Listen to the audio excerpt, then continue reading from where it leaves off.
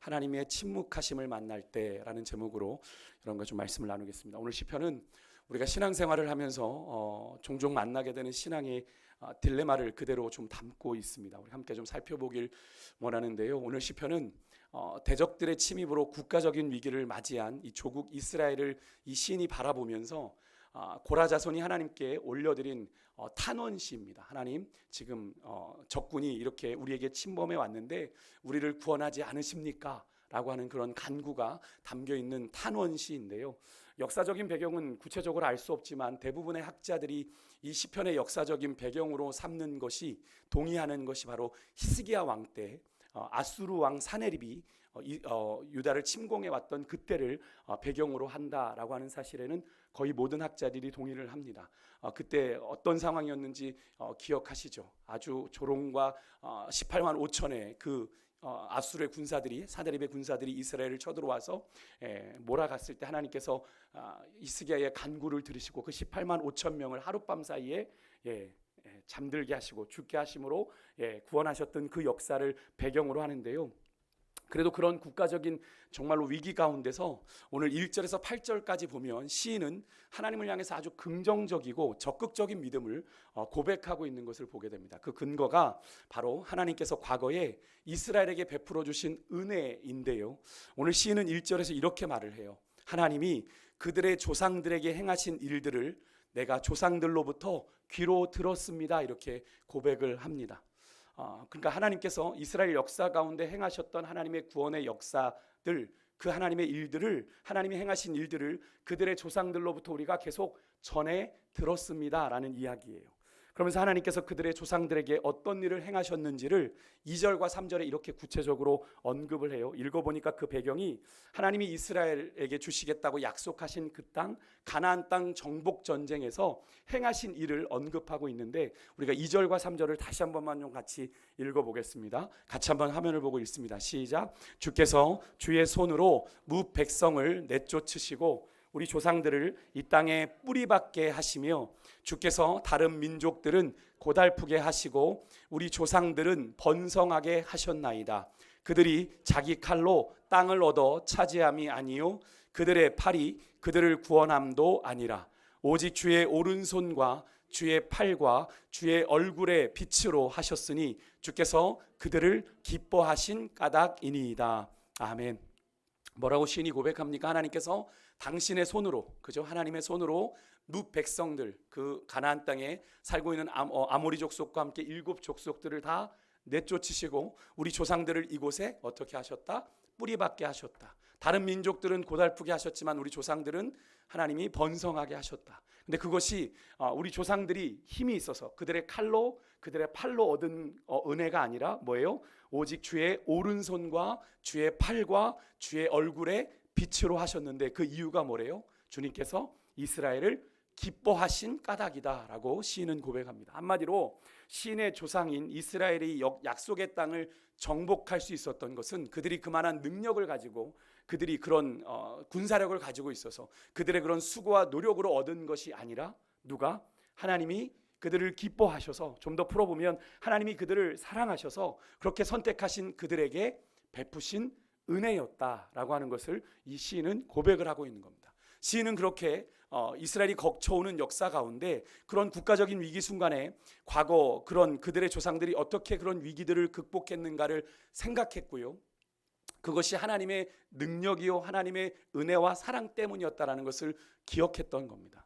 시인은요, 그렇게 과거 그들의 조상들에게 은혜를 베푸셨던 하나님께 오늘 지금, 이제 그 과거의 이야기니까 지금 자신이 마주하고 있는 이 국가적인 위기 앞에서 하나님이 그들에게 새로운 구원의 은혜를 좀 베풀어 달라고 간구합니다. 4절에 보면 이런 고백을 하죠. 하나님이 나의 왕이십니다. 하나님이여 주는 나의 왕이십니다 라는 이 고백을 드리는데, 여러분, 이 고백이 그냥 무슨 뜻인가요? 그냥 하나님은 나의 왕입니다, 그냥 뭐 우리가 늘 하나님에 대해서 미사여구를 붙이듯 하나님을 고백하듯 그렇게 고백하는 겁니까?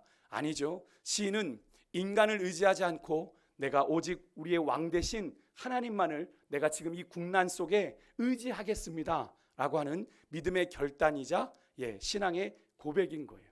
그러니까 지금 이스라엘이 처한 상황만 놓고 본다면 이스라엘에 비해 그 아수르 사네립의 군대는 너무나 막강합니다. 모든 민족들이 그 아수르의 권세 앞에 다 무너졌어요. 그 대적에게는 사네립이라고 하는 아주 강력한 지도자가 있었고, 또 그들의 군대는 많은 군사, 아까 말씀드렸듯이 18만 5천, 그저 많은 군사, 각종 무기가 즐비했습니다. 그 당시 아수르가 얼마나 강력했든지, 그 당시의 말씀을 살펴보니까 열왕기하 18장 33절 35절에 이런 말씀이 나요. 화면을 보고 좀 같이 한번 읽어볼까요? 그들이 이스라엘을 조롱하며 한 이야기입니다. 같이 읽습니다. 시작. 민족의 신들 중에 어느 한 신이 그의 땅을 아수르 왕의 손에서 건진 자가 있느냐? 하막과 아르밧의 신들이 어디 있으며 스발와임과 헤나와 아와의 신들이 어디 있느냐? 그들이 사마리아를 내 손에서 건졌느냐? 민족의 모든 신들 중에 누가 그의 땅을 내 손에서 건졌기에 여호와가 예루살렘을 내 손에서 건지겠느냐 하셨느니라. 이 말은 뭐예요? 여호와가 예루살렘을 그들의 손에서 건질 수 있다는 거예요, 없다는 거예요? 없다는 거죠. 지금까지 민족들을 봐라. 아수르 앞에서 굴복하지 않은 민족이 없다. 그들에게도 다 신이 있었지만 그들의 신들이 다 아수르 왕 앞에서 구원을 베푼 신이 없다. 그저 이 대적 아수르에 비해 지금 이 시인의 군대는, 이 국가는, 이스라엘은 피할 것이 아무것도 없는 그런 상황이에요. 물론 지금 그런데 과거 그들의 조상들의 상황과 지금 이 상황이 크게 다르지 않은, 사실 이스라엘 가나안 백성들, 이스라엘이 가나안 땅을 정복할 때도 이스라엘이 가나안 땅에 있는 족속들보다 강해서 그 땅을 정복한 게 아니죠. 하나님께서 그들과 함께 하심으로 인해 그 땅을 정복하게 했던 것인데, 하나님이 그들을 이기게 하셨던 거죠. 그러니까 시인은 그때 그 기억을 떠올리고 지금의 이 국난 가운데 내가 하나님만을 의지해서 그분의 이름으로, 당신의 이름으로 내가 나아가겠습니다 고백하고 있는 겁니다. 그러니까 2절에 보면 5절과 6절에 이런 고백을 시인이 하게 되죠. 우리가 주를 의지하여, 그리고 나는 내 활을 의지하지 아니할 것이다. 이 말이 뭡니까? 나는 내 힘으로, 내 팔과 힘을 의지하지 아니하고 누구를 의지할 거다? 내가 주님을 의지할 거다. 시인은 자신의 힘을 의지하지 않고 지금 이 국난 중에 주님을 의지하여 내가 나아갈 것입니다 라고 선포하고 있는 건데요. 물론 상황은 변하지 않았어요. 그죠? 지금 어려운 상황 가운데인 건 분명합니다만, 시인은요, 과거에 그들의 조상들에게 주신 하나님의 은혜를 기억하면서 그때 오직 그 주님만이 지금 오늘도 이제도 그들에게 승리를 주실 수 있다라는 믿음을 갖게 된 거예요. 그 하나님이 함께 하시면 우리가 지금 이 어려운 가운데서도 이길 수 있겠구나. 그래서 그 주님만을 의지할 힘을 그 기억 속에서 과거의 은혜를 기억하면서 얻게 된 건데, 그래서 시인은 이어지는 7절과 8절에서 이런 고백을 합니다. 주께서 그들을 그들의 원수들에게서 이미 구원하셨다. 그러니까 거기 보면 원문에 보면 완료형으로 썼어요. 하나님이 우리에게 우리를 구원하셨다. 그리고 그들의 원수로 하여금 수치를 당하게 하셨다라고 고백을 하고 있습니다. 그러니까 이미 그들이 하나님의 능력으로 말미암아 승리했다를 선포하고 있는 겁니다. 그러면서 그 주님, 우리에게 승리를 주신 주님만을 자랑하며 감사하겠다 이렇게 선포를 하고 있는데, 지금 시인의 믿음이 어떤 상태인 것 같으세요, 여러분? 시인의 믿음이 아주 지금 막 자신감이, 하나님을 향한 믿음이 아주 막 뿜뿜하는 상황입니다. 자신감이 아주 하나님으로 인해 믿음이 충만한 상황이에요. 여러분, 우리가 신앙생활 하다 보면 그런 때가 있잖아요.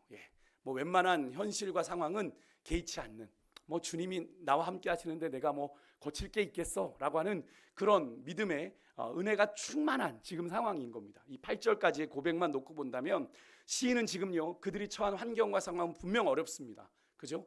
어려운 상황인데 그 상황을 넘어서 하나님이 우리와 함께 하시면, 과거 우리 이스라엘 조상들의 하나님 함께 하셨던 그 하나님이 우리와 함께 하시면 우리도 이길 수 있다라는 그런 믿음의 고백을 지금 아직 펼쳐지진 않았지만 이미 하고 그 승리를 미리 고백할 정도로 지금 은혜가 아주 충만해 있는 상황인 거예요. 이대로 시편이 끝나면 얼마나 좋을까요? 그죠? 그런데 이 시인의 이런 아주 은혜 충만한 믿음의 선포, 믿음의 고백과는 다르게 9절부터 좀 다른 상황이 펼쳐집니다.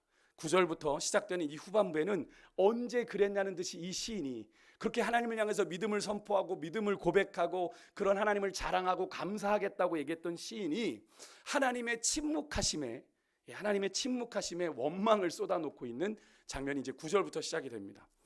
우리 성도들의 삶도 그럴 때가 있죠. 믿음으로 잘 이길 것만 같다가도 계속되는 하나님이 응답을 안 하세요. 그래서 막 믿음, 은혜가 충만해서 막 하나님 앞에 간구했는데 하나님이 계속 침묵을 하세요. 하나님이 대답을 하지 않으셔요. 그런데 우리의 상황은 점점 어려워져 가고, 그럴 때 우리가 좀 하나님의 침묵하심에 좌절하게 되고 또 하나님을 향해서 하나님 왜 그러세요? 하나님 왜 나를 그냥 두시는 겁니까? 라고 하는 그런 하나님을 향해 원망의 화살을 쏘아대는 경험, 여러분 한번 신앙생활하면서 해보지 않으셨습니까? 하나님 어디 계십니까? 라고 말입니다.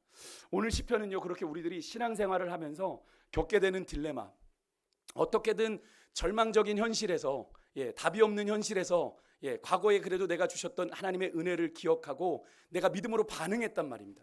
그러면 우리가 생각하는 결론은 어때야 됩니까? 하나님이 그 상황을 바꿔주시든지 하나님이 좋은 길로 인도해 주셔야 되는데, 상황이 나아지기는커녕 하나님이 응답을 하지 않으시는 거예요.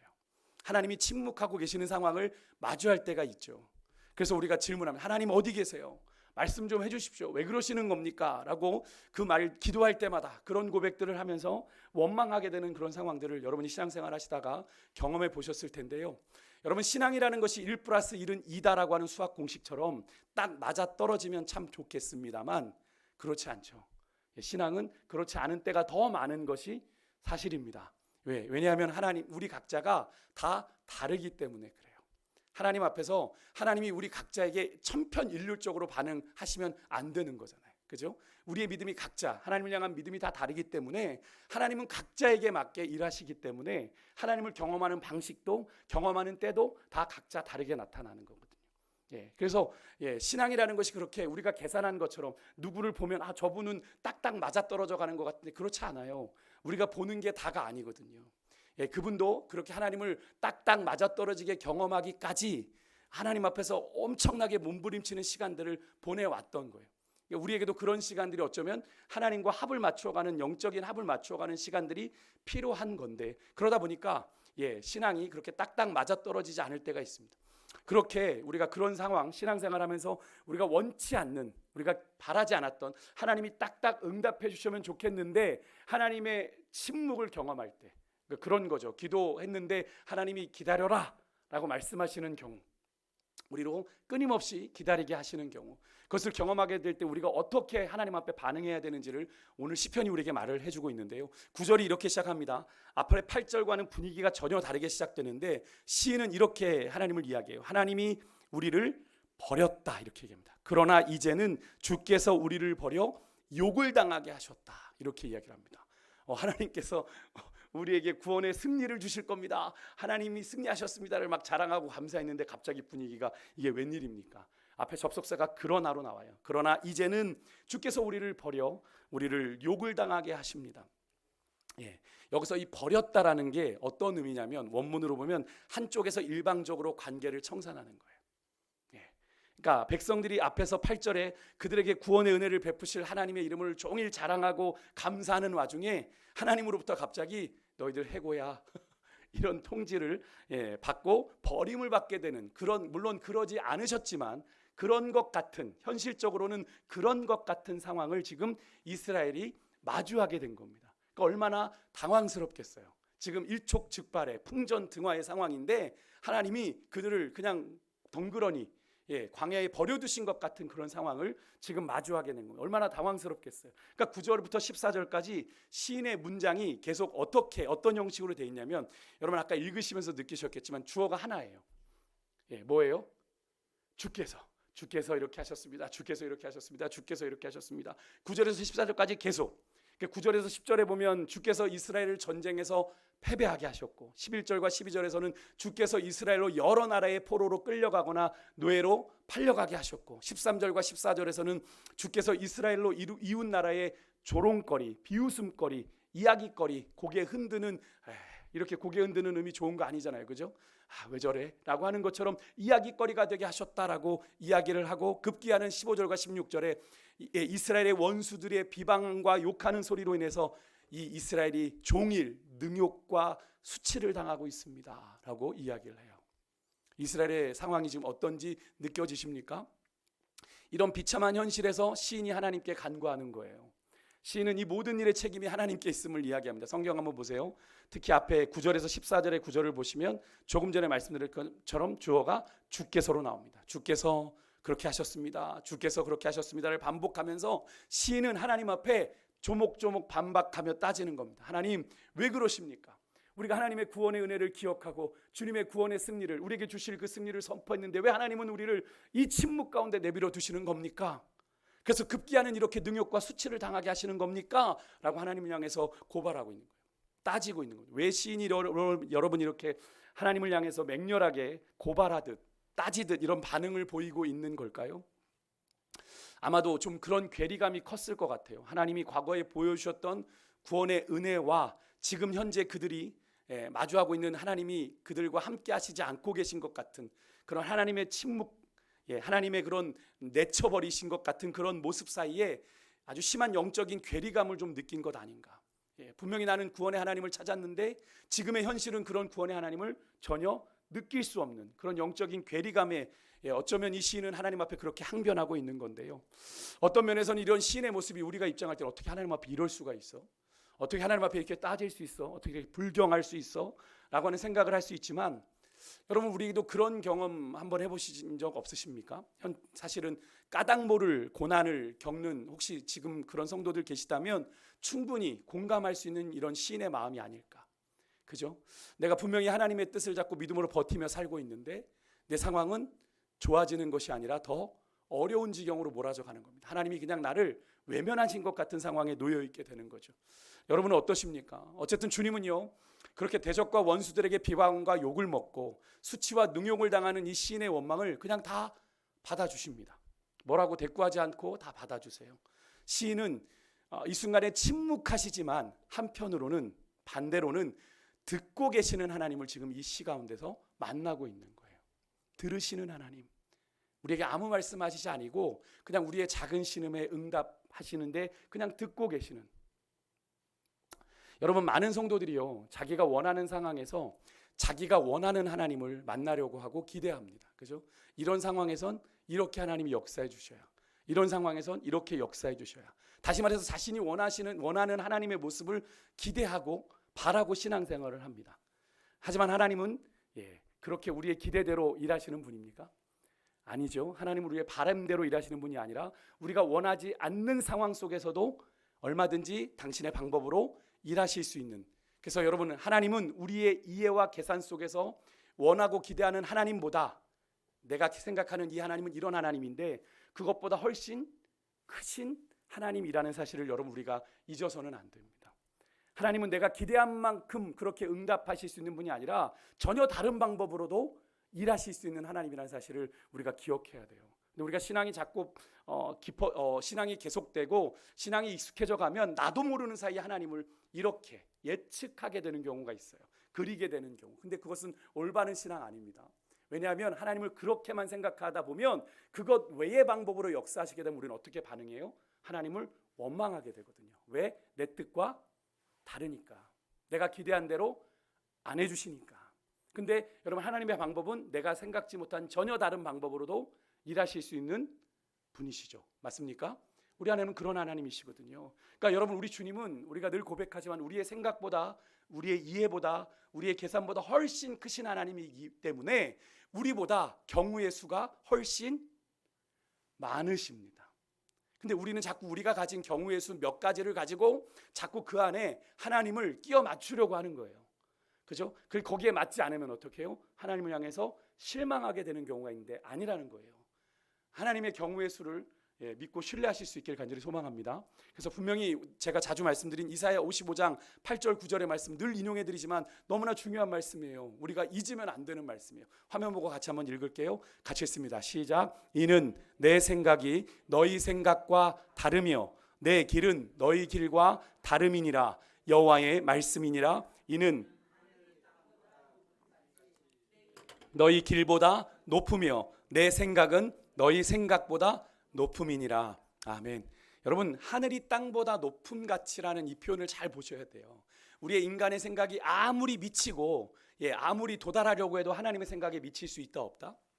없다라는 거예요. 근데 자꾸 하나님을 자꾸 끌어내려서 그 하나님을 자꾸 끌어내려서 우리 수준에 맞추려고 하니까 자꾸 우리가 믿음에 그런 갈등을 경험하게 되고 믿음을 오해하게 되고 하나님에 대해서 자꾸 불신하게 되는 일들이 일어나게 되는 겁니다. 그렇기 때문에 여러분, 하나님의 침묵은 인간적으로 볼 땐 그러죠. 하나님이 부재하신 거야, 하나님이 안 계신 거야, 하나님이 무능한 거야 라고 세상은 얘기할지 모르겠지만, 여러분, 하나님의 침묵은 때로는 우리로 더 넓은, 더 깊은 믿음의 세계로 나아가게 하시고자 하는 하나님의 섭리의 시간이라는 것을 여러분 믿으시길 바라요. 왜냐하면 하나님은 우리를 포기하지 않으시니까. 하나님이 침묵하실 때 있는데, 하나님이 침묵하실 때는 그래, 한번 좀 지금 이 순간을 박 목사 견뎌봐, 내가 너를 더 깊은 바다로 너를 인도해 줄게, 조금만 한번 인내해 볼까, 참아 볼까, 그렇게 하시는 거예요. 오늘 다시 본문으로 돌아와서 17절과 22절에 시인이 이런 이야기를 합니다. 자신의 결백을, 공동체의 결백을 하나님 앞에 호소하는 내용인데요, 17절에 보면 이 모든 일이 우리에게 임하였으나, 이 모든 일은 무엇을 말합니까? 앞에 우리가 수치를 당하고 능욕을 당한 그런 일들이 다 임했지만, 하나님 아시잖아요. 우리는 주님을 잊지 않았고 주의 언약을 어기지 아니하였습니다. 이 얘기 뭡니까? 하나님, 그렇게 우리가 그 수치를 당하면서도 하나님을 향한 우리의 마음은 흔들리지 않았습니다 라는 이야기예요. 18절에는요, 우리의 마음이 위축되지 아니하고, 여기서 위축됐다고 번역이 되어 있지만 원문을 보면 하나님, 우리의 마음이 주님을 향해서 돌아서지 않았고 변질되지 않았고, 물러나지 않았고, 그래도 주님을 향해서 마음을 가지고 있었고, 우리의 걸음도 주의 길을 떠나지 아니하였습니다 라고 이야기를 해요. 지금 시인은 자신들이 처한 이 고난의 상황을 도무지 받아들일 수가 없는 거예요. 왜냐하면 조금 전에 살펴봤던 17절 18절의 말씀처럼 자신들이 주님을 잊은 적도 없고, 주님의 언약을 어긴 적도 없고, 마음으로 주님을 떠난 적도 없고, 주님의 길을 실제적으로 떠난 적도 없기 때문에, 마음으로도 행동으로도 그런 적이 없기 때문에 시는 21절에 하나님, 우리의 마음의 비밀까지도 아시는 하나님, 우리의 결백함을 아시지 않습니까? 근데 하나님 왜 그러세요? 여러분, 그런 경우 있잖아요. 우리가 그래도 믿음 안에 큰 무리 없이 잘 가고 있는데, 그죠? 하나님의 말씀을 날마다 묵상하고 그렇게 은혜 가운데 살아가고 있는데 우리의 삶이 점점 더 어렵게 되고 원치 않는 상황으로 흘러가게 될 때, 물론 그렇게 걸어간 가운데 늘 좋은 일만 있는 건 아니지만, 그래도 그렇게 하나님과 동행하는 그 시간에 정말 좀 좋은 것들이 그런 일어나기에 소망하는데, 그렇지 않을 경우에 지금 마주하고 있는 이 시인의 상황을 우리가 보게 되는, 지금 시인이 마주한 현실은 곧 지금 민족이 그대로 멸망을 당할 것 같은 위기입니다. 그때 아수르 왕 사네립의 이 공격이 어마어마했거든요. 근데 우리도 비슷합니다. 오늘 본문에 시인이 그러는 것처럼 우리가 이해할 수 없는 고난을 당할 때 우리가 그 고난의 답을 찾기 위해서 참 많이 고민을 하죠. 하나님, 왜 이런 상황 우리의 인생에 주셨습니까? 근데 여러분, 근데 그때 그 고난의 상황에, 그 고난의 때에 우리가 왜 하나님은 이런 고통스러운 현실을 우리에게 주시는가, 내가 뭘 잘못했기에 이런 고난을 당하는가에만, 그래서 그 고난에만 집중하고 그 고난에 매몰되면 여러분, 우리가 절대로 그 고난의 답을 찾을 수가 없습니다. 왜냐하면 우리가 자꾸 고난만 바라보면, 그 반경을 딱 좁혀서 그것만 바라보면 우리가 당하는 고난밖에는 다른 것이 보이지가 않거든요. 그런데 우리가 조금만 믿음의 지경을 넓혀서 뒤로 좀 물러나서 그것을 바라보기 시작하면 우리가 미처 보지 못한 고난 뒤에 있는 하나님의 축복이, 하나님의 역사가 보여지게 되는 거거든요. 여러분, 성도는요, 그래서 어떤 상황 속에서도 우리에게 주어진 현실만 바라보는 그런 존재들이 아니라, 바라는 것들의 실상이요 보지 못하는 것들의 증거가 되는 믿음의 눈을 열어 신실하신 하나님의 계획과 섭리를 볼 수 있는 사람인 줄 믿습니다. 성도는 그런 존재잖아요. 현실에만 연연하며 사는 존재가 아니라, 지금 우린 현실적으로 우리 눈에 보이지는 않지만 바라는 것들의 실상이요 보지 못하는 것들의 증거가 되시는 그 믿음의 눈을 열어서 하나님의 신실한 계획을 바라볼 수 있는 사람, 그 하나님의 섭리와 계획하심 안에서 진정한 나를 발견하고 또 그렇게 부르신 주님의 부르심에 걸맞는 인생을 살아가야 되는 존재가 바로 성도라는 사실을 여러분이 잊지 않으셨으면 좋겠어요. 그러니까 우리 성도들은 그냥 현실에 업앤다운하며 현실이 좋으면 헤헤, 현실이 나쁘면 하는 이게 아니라, 그 현실의 상황 속에서도 한결같은 주님의 인도하심 가운데 주님을 바라보고 어떤 상황 속에서도 주님을 향한 신실하심을 내려놓지 않는 그런 존재가 성도라는 거죠. 여러분, 우리의 믿는 자의 삶은요, 세상이 말하듯 결코 우연의 산물이 아닙니다. 우리는 우연처럼 존재하는 게 아니라 온 세상 만물을 창조하신 창조주 하나님의 성경의 표현을 그대로 빌리면 택정하심, 선택하고 예정하심을 따라 그렇게 부르심 받아 살아가고 있는 우리는 유의미한 존재예요. 우리가 세상에서 가끔 우리가 우리를 바라볼 때 참 무의미한 것 아닌가, 나 이렇게 존재감이 없나라는 그런 자괴감에 빠질 때가 있는데 여러분 그렇지 않아요. 우리는 하나님 앞에서 너무나도 유의미한, 소중하고 의미 있는 존재입니다. 믿으십니까? 여러분 옆에 계신 분을 좀 바라보고 당신은 참 하나님 앞에 의미 있는 사람입니다. 한번 인사하십시오. 별로 동의하지 않으시나 봐요. 내가 뭐라고. 여러분 정말 그래요. 여러분 한 분 한 분은 하나님 앞에 너무나도 소중하고 의미 있는 존재입니다. 그래서 주의 나라를 위해 그래서 여러분은 한 사람 한 사람을 그렇게 의미 있게 주의 나라를 위해 한 사명을 감당케 하시려고 여러분 부르셔서 이 인생의 길을 걸어가게 하시고 있다는 사실을 여러분 기억하시고, 그렇게 우리를 부르신 주님의 신실하심을 믿고 어떤 상황 속에서도 하나님의 향한 믿음을 고백하며 살아가는 거룩한 하나님의 백성들 되시길 주의 이름으로 축복합니다. 그런데 시인은요, 그런 이해되지 않는 고난의 상황을 놓고 조금도 꾸밈없이 하나님을 향해 원망을 쏟아놓고 있어요. 시인은 지금 겪는 이 모든 일들이 하나님 때문입니다. 주님이 그랬잖아요. 주님이. 여러분 혹시 이런 장면이 우리가 아이들 키우면서 보신 적 있지 않으세요? 아이들이 막 이해되지 않는 상황을 할 때 엄마가요 이랬잖아요. 엄마 그러면서 아이들이 막 우리에게 하소연할 때 자기는 나름 억울한 거죠. 그래서 부모는 어떻게 그래 그냥 조용히 들어주지 않습니까? 네가 할 때까지 해봐라. 그래서 나중에 이렇게 토닥여주면서 그래 마음 많이 아팠어? 아빠가 잘 못 알아줘서 서운했지? 라고 얘기하는 것 같은 그런 지금 상황입니다. 특별히 시인은 이렇게 하나님 앞에 얘기해요. 23절 24절에 보니까 하나님이 주무시고 일하지 않기 때문에 이런 일 벌어진 거 아닙니까? 라고 지금 이렇게까지 얘기를 합니다. 하나님 잠자고 계세요? 이렇게 지금 사실 우리 하나님은 이런 말을 굳이 들으실 필요가 없는 분이죠.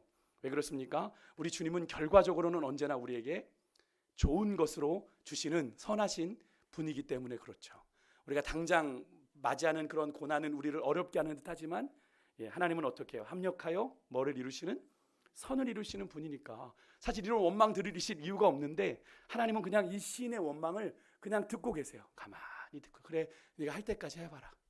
네가 네 마음에 억울한 거 다 풀어지도록 한번 얘기해봐. 꼭 이런 하나님의 모습이 조금 전에 말씀드렸던 어린 자식이 사정을 잘 몰라서 부모에게 쏟아놓는 그런 말들, 부모가 불쾌하게 듣지 않고 그냥 자녀의 마음을 풀어주기 위해서, 그 마음에 응어리진 거 풀어주기 위해서 그래 해봐 그렇게 많이 서운했어. 그래 이런 것처럼 다 듣고 있는 부모님의 모습과 상당히 유사해 보입니다. 자녀를 키우시면서 여러분 한 번쯤은 그런 경험을 해보셨을 텐데 이런 시인의 모습이 우리 성도들에게도 있어야 되는 그런 모습이에요. 우리 믿음에 하나님을 향해 가져야 되는 아주 중요한 믿음의 자세입니다. 우리가 하나님 앞에서 많은 성도들이 하나님 앞에 기도할 때 우리가 이렇게 대표 기도하듯, 물론 이제 공중 기도나 대중 기도를 할 때는 좀 정제된 언어를 골라서 이렇게 써와지고 이렇게 기도할 필요가 있습니다만, 사실 개인적으로 하나님과 독대하며 기도할 때에는 사실 그럴 필요가 없는데도 그렇게 하나님 앞에 기도할 때에 어떻게 하냐면 자기 검열을 합니다. 이 말은 안 되고 이 말은 써도 되고 뭐 이렇게. 그래서 어떻게든 정제된 언어로, 정리된 언어로 기도하려고 하는데, 여러분 그러니까 이 기도해도 마음이 답답하고 하나님과 좀 친밀한 그런 대화를 제대로 나누지 못해요. 분명 하고픈 말이 많았는데 그래서 다 하나님 앞에 토로하고 쏟아놓고 싶은데, 여러분 이것저것 재다 보면 하나님 앞에 제대로 마음을 쏟아놓지 못하게 되는 거죠. 이것 빼고 저것 빼고. 근데 여러분 누군가 대화 나눌 때도 그렇지 않습니까? 누군가 대화를 나누는, 누군가 격식과 형식을 차려야 되는 그런 자리에서 누군가 대화를 하려고 하면 내가 하고 싶은 말 다 합니까? 아니죠. 그죠? 못 합니다. 이것 생각해서 이 단어는 빼야 되고 이거 생각하면 저거 해야 되고 이러니까 제대로 할 수 없어요. 그래서 결국 꼭 할 말만 정리해서 하고 오는 경우가 있습니다만, 여러분 정말 친한 친구랑 이불 덮고 밤새도록 이야기할 때 그런 거 따집니까? 여러분은 따지시나 봐요. 표정들이. 저는 아닙니다. 그런 친구들과 대화할 때는 솔직히 가감 없는 이야기들, 단어를 내가 뭘 써야 되는지 이런 거 고민하지 않고 그냥 있는 그대로 얘기하면 그 친구들이 다 들어주죠. 눈치 볼 것 없이 내 마음을 다 털어놓고 이야기할 수 있는 그런 거 말입니다. 여러분 하나님의 침묵하심이 우리의 기도를 들으시고자 하심이라면, 여러분 들으려고 하시는 거라면 우리가 솔직하게 여러분 우리의 마음을 하나님 앞에 토로하고 아뢰고, 그죠? 예. 우리의 원망과 분노를 하나님 앞에 쏟아놓음으로 우리의 마음을 제대로 주님 앞에 비워내야 되는 줄 믿습니다. 하나님이 그렇게 하라고 우리를 기도의 자리로 부르시는 거예요. 네 마음을 내 앞에 쏟아놓으라. 예. 늘 은밀히 보시는 주님, 예, 갚아주신다라고 말씀하시잖아요. 여러분, 그래야 우리가 우리의 마음을 하나님 앞에 온전히 쏟아놓을 때, 내 마음을 하나님 앞에 없는 것 있는 것 다 쏟아놓을 때 우리에게 말씀하시는 하나님의 음성을 제대로 들을 수 있는 거예요. 여러분, 하나님의 오랜 침묵에 답답하심을 느낄 때가 있습니까? 때로는 억울하시다고 느끼는 분 계세요? 원망이 나오십니까? 그 원망과 억울함, 하나님 왜 그러세요? 하나님 내가 이렇게 힘든데 하나님 왜 그러세요? 라고 그냥 기도하십시오. 하나님 앞에 쏟아놓으세요. 하나님 내가 힘든데 안 돌아보십니까? 근데 시인은 그렇게 기도했거든요. 오늘 시편이 아니라 다른 시편에 보면 하나님 왜 안 돌아보십니까? 사람들이 하는 말이 내 하나님이 어디 있냐고 합니다 라고 고백한 것이 우리가 시편 42편, 우리 지난 금요일에 살펴봤던 시편이지 않습니까? 여러분, 하나님이 우리가 무엇을 쏟아내듯 하나님은 다 들으시는 줄 믿습니다. 예, 우리가 하나님 앞에 그렇게 했다가 혼나는 거 아니냐고요? 아닌 것 같아요. 아닙니다. 하나님은 우리의 연약함을 아시거든요. 우리의 수준도 아시고 우리의 한계도 아시거든요. 그래서 우리의 원망과 불평마저도 다 들어주십니다. 요즘 우리가 마가복음 묵상하죠. 여러분, 예수님이 그 제자들을, 저는 요즘에 마가복음 묵상하면서 한 가지가 되게 마음에 다가오는데, 예수님이 정말 제자들을 정말 사랑하시는구나. 네, 그죠? 제자들이 지금 어떤 형국에 있습니까? 예수님은 내가 사람들의 손에 넘겨져서 죽임을 당하고 부활할 거야 라고 얘기하는데, 이 친구들은 자꾸 딴 얘기만 하잖아요. 그죠? 초막셋을 집시다. 내가 하나는 오른편에 좌편에 누가 크냐 막 이러고 있는 그런 제자들을 바라보시고, 예수님이 얼마나 답답하시겠어요. 얼마나 책망하고 싶으신데 그냥 그들을 있는 그대로 받아주고 사랑하시되 끝까지 사랑하고 계시는 모습을 저는 이 마가복음을 묵상하면서 계속 느끼게 되는데, 저는 그런 가운데서 우리가 하나님 앞에 사랑받을 조건을 가지고 있어서 우리가 사랑받는 존재가 아니죠. 구원받을 자격을 갖추고 있어서 구원받은 존재가 아닙니다. 그러니까 하나님은 우리가 어떤 모습 그대로 나아가길 원하실까요? 그분에게 있는 모습 그대로, 연약함 그대로. 하나님, 이게 나예요. 내가 이거밖에 안 돼요. 하나님, 불쌍히 여겨주십시오. 나의 믿음 없는 걸 도와주십시오. 귀신 들린 아비가 그렇게 하나님 앞에 간구했던 것처럼 우리가 그렇게 하나님 앞에 나아갈 때 우리의 원망마저도, 우리의 불평도 하나님이 들어주시는 거죠. 어떤 마음으로 우리가 원망하고 있는지 아니까. 거기에는 분명히 하나님이 침묵하실 땐 여러분 하나님의 의도가 있는데, 여러분 연약하고 믿음의 한계가 분명한 우리로 하여금 더 넓은 영적인 세계를 경험하게 하시기 위해서 우리를 영적으로 자라게 하시기 위한 하나님의 섭니다 라는 것을 여러분 기억하시고, 여러분 우리 눈에는 그저 막연한 듯 언제 끝날까 하는 그런 하나님의 침묵 속에서 여러분 하나님이 여러분의 자신을 좀 보게 하실 때 여러분을 새롭게 그 안에서 발견하시고 하나님을 향한 다시 한번 관계를 좀 회복해 가실 수 있는 그런 은혜가 있으시길 주님으로 축복합니다. 다시 한번 말씀드리지만 여러분, 하나님은 우리가 아는 것이 전부가 아닙니다. 믿으십니까? 예, 하나님이 내가 아는 게 다야 라고 착각하시면 어마어마한 교만이에요. 예, 우리는 평생 하나님을 알아도 다 알 수 없다. 우리의 경우에, 짧은 경우의 수에 하나님의 경우의 수를 다 맞추려고 해서는 안 됩니다. 그것처럼 교만한 게 없는 거예요. 하나님은 늘 우리의 이해보다, 계산보다, 생각보다 크고 높으신 분이다. 감히 우리가 이룰 수 없고 도달할 수 없는 그런 분이다라는 사실을 분명히 믿으시고, 내가 생각지 못한 경우의 수 하나님이 얼마든지 우리 인생 가운데 제시하실 수 있다라는 사실을 여러분 믿으시고요. 여러분, 우리 그 전능하신 하나님을 향한 모든 여러분의 인생의 가능성을 나한테 제한하여 두지 마시고 우리의 경우의 수보다 훨씬 많은 그 하나님께 여러분의 인생의 모든 가능성과 기대를 열어놓고 그렇게 믿음으로 반응하며 나아가는 여러분과 제가 될 수 있기를 주 여러분으로 축복합니다. 하나님의 침묵하심은 절대로 여러분 세상이 조롱하듯 하나님의 부재하심이 아니고 하나님의 무능이 아니고 하나님의 또 다른 섭리, 우리를 성장시키시고자 우리로 하나님과 더 깊은 관계로 이끌어 가시고자 하는 하나님의 섭리의 시간이라는 것을 여러분 기억하시고, 그렇게 그 주님을 향한 끝없는 신뢰와 믿음을 드리며 나아가는 여러분과 제가 될 수 있기를 주 이름으로 축복합니다. 우리 함께 찬양